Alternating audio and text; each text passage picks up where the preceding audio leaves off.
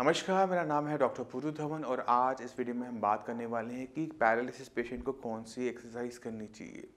ये एक ऐसा सवाल है जिसका आंसर हम रोज़ अपनी क्लिनिक में देते हैं। जब पेशेंट हमसे आके मिलता है, हमें बताना पड़ता है कि आप ये एक्सरसाइज करो, वो एक्सरसाइज करो।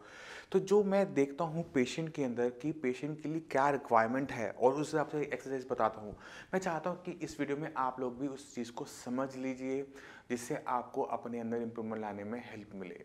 अगर आप इस बात को समझना चाहते हैं कि डॉक्टर कैसे डिसाइड करता है कि इस पेशेंट के लिए कौन सी एक्सरसाइज अच्छी है, इस पेशेंट के लिए कौन सी एक्सरसाइज अच्छी है, उसके लिए आपको थोड़ा-सा ज्ञान लेना पड़ेगा, थोड़ा-सा पैरालिसिस को समझना पड़ेगा।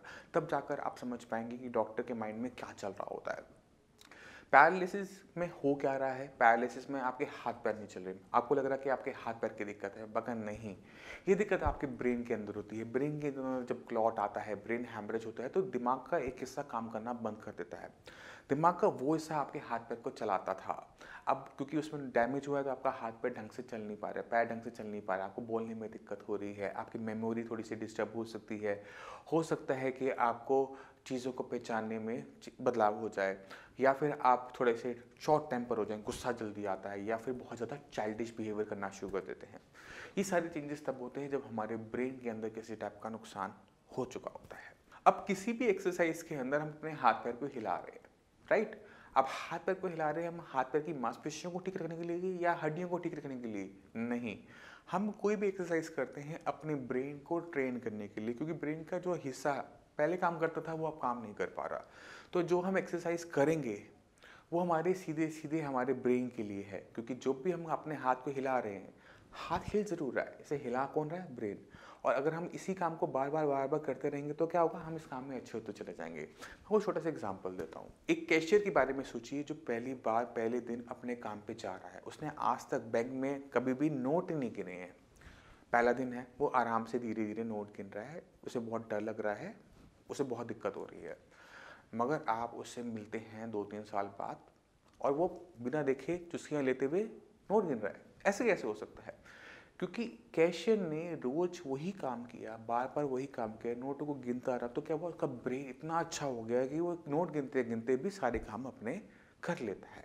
तो यानी उसका ब्रेन डेवलपमेंट हुआ, उसका हाथ इम्प्रूवमेंट नहीं हुई, उसके हाथ में इम्प्रूवमेंट नहीं, ब्रेन ने चीज़ों को सँभालना सीखना शुरू कर दिया। अब यही जो प्रोसीजर होता है, यही तो ब्रेन की जो खूबी है, ये हमें हर पैरालिसिस पेशेंट में इस्तेमाल करनी पड़ती है जब हम पेशेंट को एक्सरसाइज बताते हैं। तो जब एक पैरालिसिस का पेशेंट मेरे पास आता है, वो कहता है कि डॉक्टर साहब मैं ढंग से चल नहीं पाता, मेरा पैर घूम कर पड़ता है, मैं कौन सी एक्सरसाइज करूँ? इसलिए जब भी कोई पैरालिसिस का पेशेंट मेरे पास आता है और पूछता है कि डॉक्टर साहब मेरा पैर घूम के पड़ता है, मैं कौन सी एक्सरसाइज करूँ?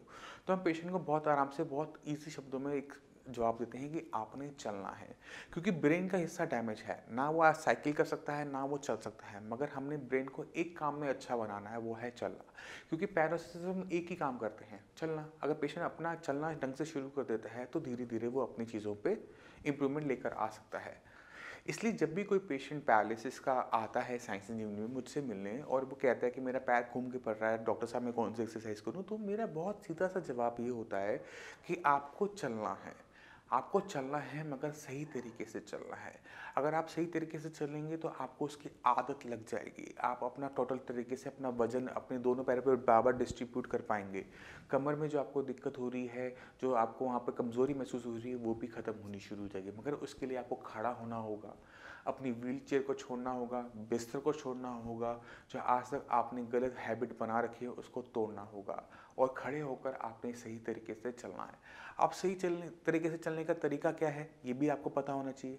अब हमने कैसे चलना है इसको समझने की भी ज़रूरत है। तो हमें चलना इस तरह से होता है जैसे हम किसी एक रस्सी के ऊपर चल रहे हैं। आपने बहुत सारे कलाकार देखे होंगे जो एक रस्सी पे चलते हैं, एक पैर के आगे दूसरा पैर लगाकर रस्सी पे बैलेंस बना के चलते हैं। तो हम पेशेंट को क्या क्या कहते हैं कि आप किसी दीवार का सहारा लो और एक पैर के आगे दूसरा पैर लगाओ, एक पैर के आगे दूसरा पैर, एक पैर के आगे दूसरा पैर। पैर एक दूसरे से सटक के रखना चाहिए और आपका जो पैर घूम कर आ रहा है वो बंद हो जाता है, क्योंकि आप पैर को उठा के ही रख पाओगे, उसे घुमा के नहीं रख पाओगे। तब जब हम टिप टू टो, इस एक्सरसाइज को हम कहते हैं टिप टू टो, जब patient tip to toe walk करना शुरू करता है तो हम क्या देखते हैं कि पेशेंट का जो पैर का घुमाव है खत्म हो गया। पेशेंट को जो बैलेंस में बनाने में दिक्कत होती थी वो महीने भर में ख़त्म होनी शुरू हो जाती है, क्योंकि उसके लिए बैलेंस एक चैलेंज आना शुरू होता है। बैलेंस, क्योंकि जब भी हम एक लाइन में चलते हैं तो थोड़ा-सा बैलेंस का इश्यू आएगा कि पेशेंट थोड़ा-सा लेफ्ट राइट जाएगा, अभी हम सहारा ले रहे हैं। बट जब हम प्रैक्टिस करना शुरू करते हैं तो बैलेंस का प्रॉब्लम भी सॉल्व हो जाता है। जब हम टिप टू टो वॉक कर रहे हैं तो हम वेट डिस्ट्रीब्यूशन, यानी जब हम खड़े होते हैं तो हम अपने दोनों पैर पे बराबर वजन डाल के खड़े होते हैं। मगर पैरालिसिस का पेशेंट दोनों पैरों पे बराबर वजन नहीं डाल पाता। मगर जब वो टिप टू टो चलना शुरू करता है तो दोनों पैर पे बराबर वजन डालना भी शुरू कर देता है। यानी एक एक्सरसाइज ऐसी जिसे अगर हम बार बार करते हैं तो हमारी सारी की सारी चलने की समस्याएं खत्म हो जाती हैं। बस हमने उसे टाइम देना है। कितना टाइम देना है? कम से कम दिन के अंदर 1.5 घंटा सुबह, 1.5 घंटा शाम को हमें एक ही एक्सरसाइज को करना होता है। आप घर में कोई दीवार हो, रेलिंग हो, उसको पकड़ो और tip to toe walk start करो। जितनी टिप टू टो वॉक करोगे उतनी तेजी से आपकी इम्प्रूवमेंट होगी, आपका बैलेंस बनेगा, आपको जो पैर घूम रहा है वो बंद होगा और आपको अपने अंदर चेंजेस नज़र आएंगे। मैं मानता हूँ इस एक्सरसाइज से आप साइकिलिंग अच्छी नहीं कर पाओगे, आप स्विमिंग अच्छी नहीं कर पाओगे, मगर आप एक काम बहुत अच्छी तरीके से कर लोगे, वो है चलना। और बेसिक जो काम जो हम अपने पैरों से करते हैं वो चलने वाला ही है। तो अगर आप पैरालिसिस के पेशेंट हैं, कुर्सी पे बैठे हैं, बिस्तर पे बैठे हैं, आपको पैरों से दिक्कत हो रही है, तो अब समय आ गया है आपको खड़ा होना है और सही तरीके से एक्सरसाइज करनी है, और इतनी करनी है, इतनी बार करनी है कि आप उसमें अच्छे होते चले जाओ। मगर एक दिक्कत इसमें और भी आती है। आपको जब पैरालिसिस हुआ था तब आपका हाथ पैर पूरी तरह से बंद हो गया था, मगर पहले 6 महीने के अंदर आपको अपने हाथ पैर के अंदर बहुत अच्छी इंप्रूवमेंट देखने को मिली थी। क्यों मिली थी? क्योंकि ब्रेन अपने आप उस जख्म को, उस चोट को, नुकसान को भरपाई कर रहा था। मगर 6 महीने के बाद ये जो मैकेनिज्म होता है जिसे हम मेडिकल टर्म में न्यूरोप्लास्टिसिटी कहते हैं, बंद हो जाता है। उसके बाद आप जितनी मर्जी फिजियोथेरेपी कर लो, जितनी मर्जी मेडिसिन कर लो, जितने मंदिर मंदिर गुरुद्वारे हो लो, सबका सब फेल होना शुरू हो जाता है। अब यहाँ पर क्या करना है? अब हमें पता है कि पहले 6 महीने में हमारे ब्रेन के अंदर क्या हो रहा था, न्यूरोप्लास्टिसिटी हो रही थी, ब्रेन के अंदर जो है इंप्रूवमेंट हो रही थी। अब सवाल ये उठता है कि इस न्यूरोप्लास्टिसिटी को ब्रेन के अंदर ऑन कैसे किया जाए कि ब्रेन अपने अंदर इंप्रूवमेंट करनी शुरू करे और जो हम एक्सरसाइज करें उसमें हम अच्छे होते चले जाएं। तो न्यूरोप्लास्टिसिटी को ऑन करने के लिए हमें थोड़ा सा मेडिसिन का सहारा लेना पड़ता है। इसमें डाइट भी बहुत अच्छा रोल प्ले करती है। आप क्या खा रहे हैं, क्या नहीं खा रहे हैं, उसका सीधा सीधा असर आपके ब्रेन पे पड़ता है, क्योंकि ब्रेन जो है उसे कुछ चीज़ें चाहिए होती हैं अपने अंदर सुधार लाने के लिए। जैसे अगर आप गर्मी का मौसम है, थोड़ा सा ग्लूकोज पीते हो तो अच्छा लगता है ना, वैसे ब्रेन को कुछ चीज़ें बहुत पसंद आती हैं। उसमें कुछ विटामिन हैं, मिनरल्स हैं, उसका बॉडी में होना ज़रूरी है, और साथ में सही मेडिसिन का होना ज़रूरी है।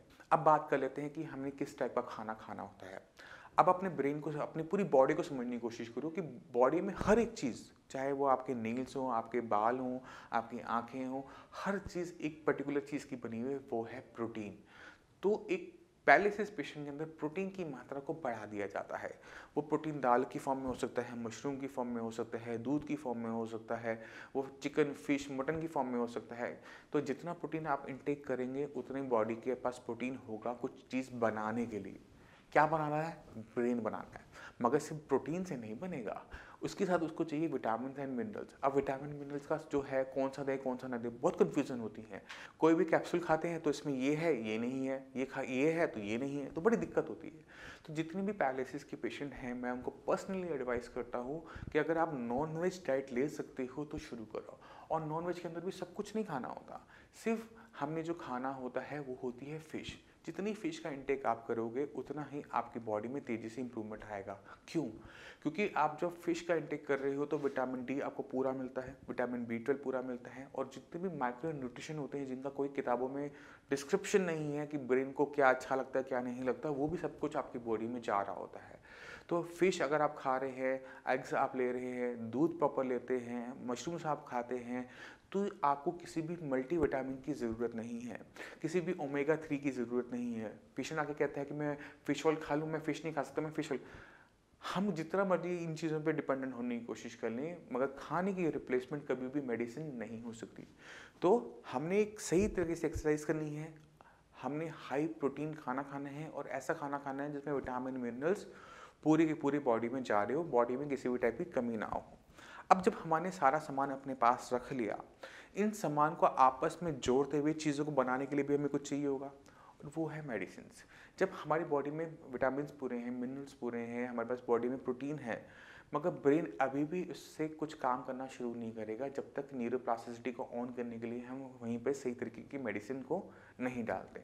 जब हमने मेडिसिन देनी शुरू की तो ब्रेन ने क्या किया, उन सबको चीज़ों को इकट्ठा करते हुए, इस्तेमाल करते हुए ब्रेन में नए कनेक्शंस बनाने शुरू किए। क्योंकि ब्रेन के अंदर जो सेल्स होते हैं उनको हम कहते हैं न्यूरॉन्स। न्यूरॉन्स उतने ही होते हैं, जब हम पैदा होते हैं मान लो कि अगर 1 करोड़ थे तो मरते दम तक वो 1 करोड़ ही रहते हैं। वो कम हो सकते हैं मगर वो बढ़ नहीं सकते, क्योंकि वो और नए पैदा नहीं होते। मगर उनके अंदर इम्प्रूवमेंट कैसे आती है, उनमें कनेक्शंस बनते हैं। एक सेल दूसरे सेल से बात करता है, एक जो सुन रहा है एक देख रहा है, मगर आपस में जब हम बात कर रहे हैं आपसे तो सारा काम एक साथ हो रहा है ना। तो ये कैसे हो पाता है, ये आपस में कनेक्शंस की वजह से होता है। तो ब्रेन जितना कॉम्प्लेक्स होता चला जाता है हम उतने ही अच्छे होते चले जाते हैं, उतना ही हम जो डीप अंडरस्टैंडिंग कर पाते हैं, लॉजिक लेकर आ पाते हैं, मेमोरी हमारी उतनी अच्छी डेवलप हो जाती है। तो ये जो न्यूरोप्लास्टिसिटी का मैकेनिज्म है ये हमारे ब्रेन को डेवलप करता है। ये जब डेवलप होना शुरू होगा तो वो जो काम हम नहीं कर पा रहे थे उसको स्टार्ट करता है। मगर हमें उसे रिक्वायरमेंट बतानी है। क्या बतानी है? रिक्वायरमेंट।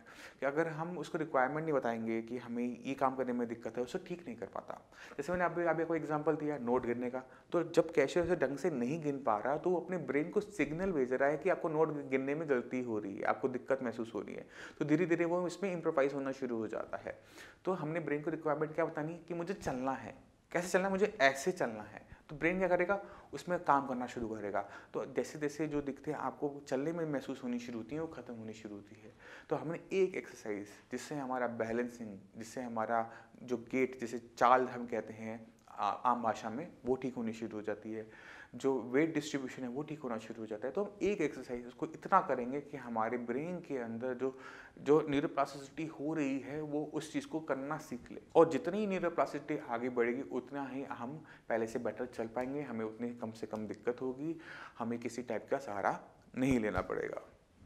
इसी तरह से हम काम करते हैं आपकी फिंगर्स के ऊपर, आपके आर्म के ऊपर, आपके एल्बो के ऊपर। तो शोल्डर की आप मूवमेंट देखोगे तो ये क्या है, ये शोल्डर की मैक्सिमम मूवमेंट है।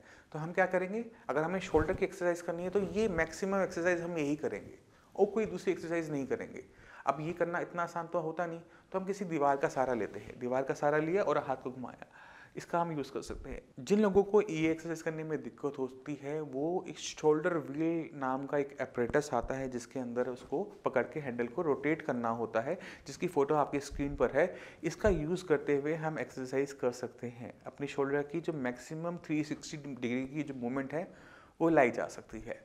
अब हम बात करते हैं एल्बो की। एल्बो को देखो, ये यहाँ बस यहाँ तक, ये यहाँ तक, इससे ज़्यादा कुछ करता है? कुछ नहीं कर सकता ना। आप इसे पीछे तो ले जा नहीं सकते, बस यही मूवमेंट है। तो हम क्या करेंगे, हम इसे बॉडी के साथ चिपका के रखेंगे, इस हाथ को यहाँ रखेंगे, क्योंकि अगर हम इस हाथ को यहाँ नहीं रखेंगे ये हाथ ऐसे चला जाएगा।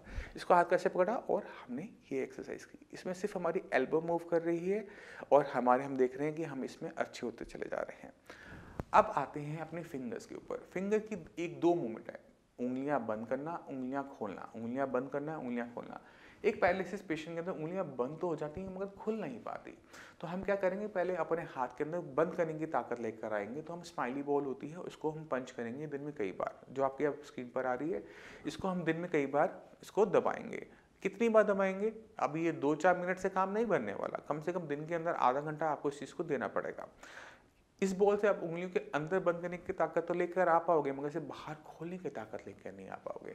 और उंगलियों को खोलने में बहुत ज़्यादा हमें मेहनत करनी पड़ती है। क्यों करनी पड़ती है? क्योंकि अगर आपके पास ताकत है बंद करने की और खोलने की नहीं है तो आप किसी चीज़ को छोड़ नहीं पाते। हमारे पास बहुत सारे इक्विपमेंट हैं, चाहे वो स्प्रिंग हो, वेबर हो, चाहे वो स्माइली बॉल हो। ये हमारी उंगलियों को बंद करने की तो ताकत देती है बट खोलने के लिए हमें कुछ नहीं देती है। तो आपने इसके लिए अपने ब्रेन को यूज़ करना होता है। आप क्या करेंगे, आप अपने टेबल पे बैठ जाएंगे और अपने फिंगर्स को बाहर फेंकने की कोशिश करेंगे। ये नहीं हो पाएगा, मुझे पता है, और अगले कुछ महीनों तक ये बिल्कुल नहीं हो पाएगा, मुझे ये भी पता है। और आप इसे थक जाएंगे, इसे छोड़ देंगे, मुझे ये भी पता है। मगर जो पेशेंट जो मुझ पे विश्वास रखता है वो इस चीज़ को करेगा। वो टेबल पे बैठेगा और जोर अंदर की तरफ ना लगाते हुए वो बाहर की तरफ लगाएगा। जोर लगाना है मगर बाहर की तरफ लगाना है, मतलब उंगलियों को बाहर की तरफ फेंकना है। ये आसान काम नहीं है। ये जितना सुनने में, देखने में लग रहा है, आप इस वीडियो को यहीं पे पॉज करो और करके देखो, आपसे नहीं हो पाएगा। मैं भी जानता हूँ, आप भी जानते हो ये नहीं हो पाएगा, मगर जिस चीज़ में हम फेल हो रहे होते हैं उसी चीज़ को हम बार बार करते रहते हैं। मान लो कि आपका बच्चा है, वो मैथ्स में फेल हो रहा है, तो उसे मैथ्स ही पढ़ना पड़ेगा ना, उसे इंग्लिश में पढ़ा के मैथ्स में फेल तो पास नहीं करवा पाओगे ना। इसी तरह से अगर हम उंगलियां खोलने में फेल हो रहे हैं तो हम उंगलियां ही खोलेंगे और तब तक खोलते रहेंगे जब तक ये उंगलियां चालू होनी शुरू नहीं हो जाती, क्योंकि हमारे पास बंद करने के तो तमाम इक्विपमेंट हैं, स्माइली बॉल, स्प्रिंग, वेबर, जैसे मैंने आपको बोला, मगर खोलने के लिए हमारे पास एक ही ताकत है, वो अपनी विल पावर, अपनी सोच की मैंने ठीक होना है। जब तक कि आपके पास सोच नहीं होगी, आप किसी भी कीमत में अपनी उंगलियों को खोलना शुरू नहीं कर पाओगे। अब अगर आपका शोल्डर चलता है, एल्बो चलती है, फिंगर भी चलती है, इसके बाद सबसे बड़ी दिक्कत आती है इनके बीच में कोऑर्डिनेशन की, क्योंकि जब हम चलते हैं तो ये कोऑर्डिनेशन आपके हिप जॉइंट के अंदर, आपके एल्बो जॉइंट के अंदर, आपके एंकल जॉइंट के अंदर ऑटोमेटिक तरीके से आनी शुरू होती है, मगर हाथ के साथ ऐसा नहीं होता। अगर हम अपने हाथ में इंप्रूवमेंट लेकर आना चाहते हैं तो हमें इनके बीच में, यानी इन सबको एक साथ इस्तेमाल करने में कैसे हम ला सकते हैं, इनके बीच में कोऑर्डिनेशन, यानी इनके बीच में जो हम कह सकते हैं कि ये तीनों जॉइंट्स, शोल्डर, एल्बो, फिंगर्स एक साथ मिलकर कैसे काम कर सकते हैं, इसको काम करने के लिए हमें काम करना पड़ता है। अब एक जब मेल पेशेंट मेरे पास आता है क्लिनिक पे, तो मैं उनको एडवाइस करता हूँ कि कुछ ऐसा काम ढूंढो जो आप दिन में कर सको, और मैं उनको एडवाइस करता हूँ वो है गार्डनिंग। जब हम कोई गमले में पौधा लगाते हैं तो इतना आसान काम नहीं होता है वो। अगर आपके घर वाले आपको गमला मिट्टी डालने के लिए कहते हैं, उसमें खाद डालने के लिए कहते हैं, उसमें पौधा लगाने के लिए कहते हैं, आपको दोनों हाथों का इस्तेमाल करना पड़ता है, आप एक हाथ से नहीं कर सकते।